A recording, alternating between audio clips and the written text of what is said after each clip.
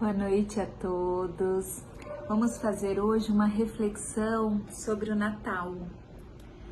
A palavra Natal significa nascimento. Entretanto, quando escrita com N maiúsculo, a palavra significa para os cristãos o nascimento de Jesus.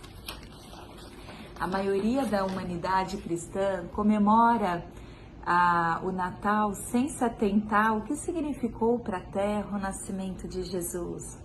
A sua vinda foi anunciada séculos após séculos por vários profetas. O povo hebreu esperava ansiosamente pelo Messias. Esperava-o como se espera um libertador, um guerreiro, que, segundo pensava a maioria, viria libertar o povo de Israel do domínio romano.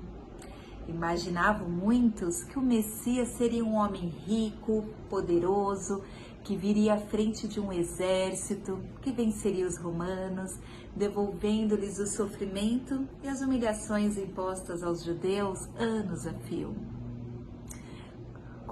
Contrastando com a história, a vinda de Jesus não se revestiu ao luxo e nem à pompa de um palácio, e nem demonstrações de poderes. Pelo contrário, as primeiras paredes que abrigaram Jesus foi a de um estábulo e o seu berço foi a humilde palha de uma manjedoura. O seu poder manifestou-se na firmeza de suas convicções, na força da verdade, na exemplificação profunda do amor. Sabe-se que o nascimento de Jesus se deu nessas circunstâncias não por estarem seus pais em condições de penúria. José era um carpinteiro pobre, porém tinha condições de pagar uma pousada, pois conforme relato do Evangelho de Lucas, o casal procurou algumas hospedarias, mas a cidade, em vista do recenseamento, estava repleta de viajantes e não haviam aposentos disponíveis. Pode parecer que Jesus nasceu em meio humilde por essa condição meramente circunstancial, de não terem seus pais encontrado uma vaga em nenhuma hospedaria de Belém.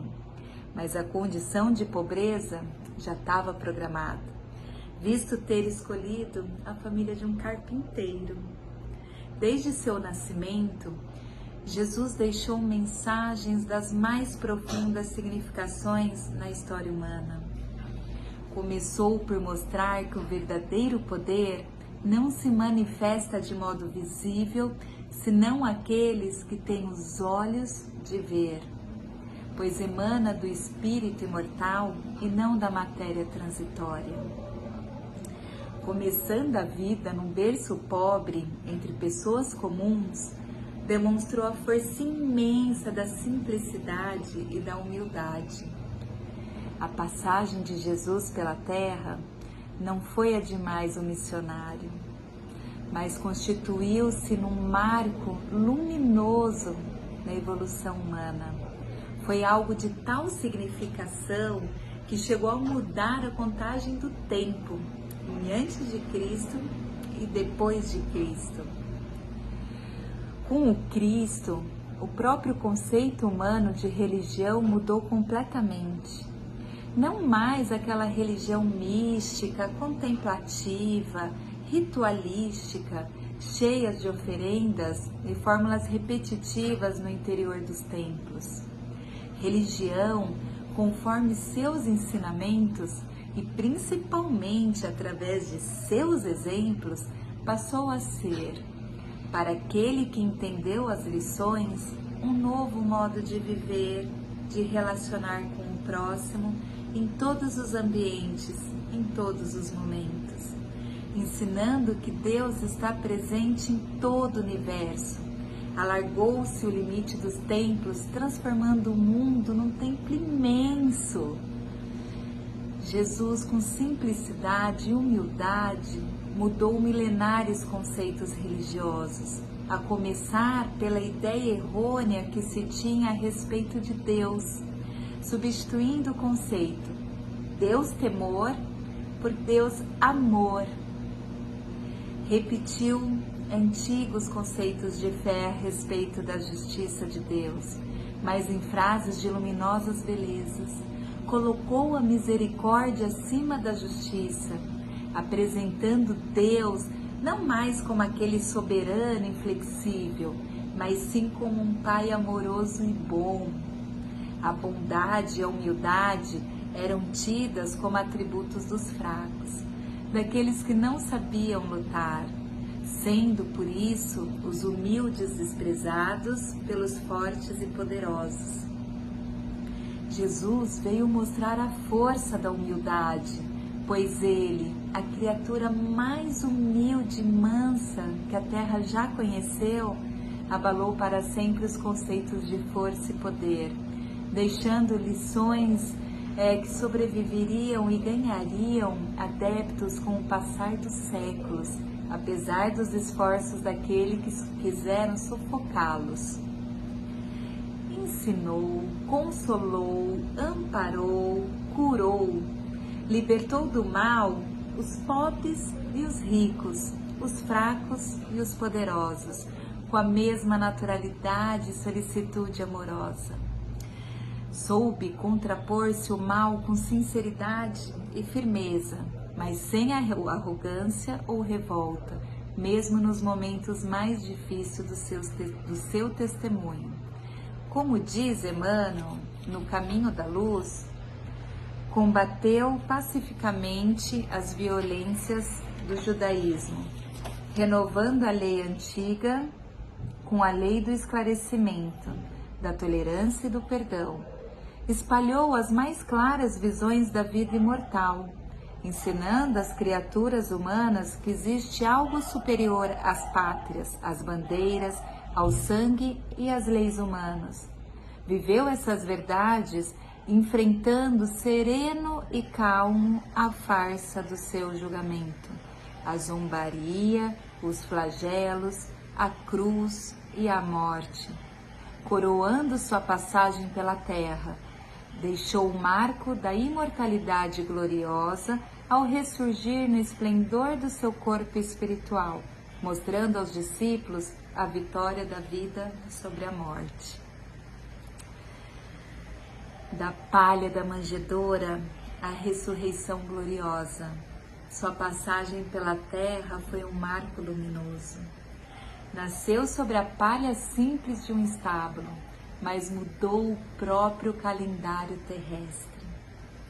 Transformou aparentes derrotas em marcos luminosos para a evolução humana.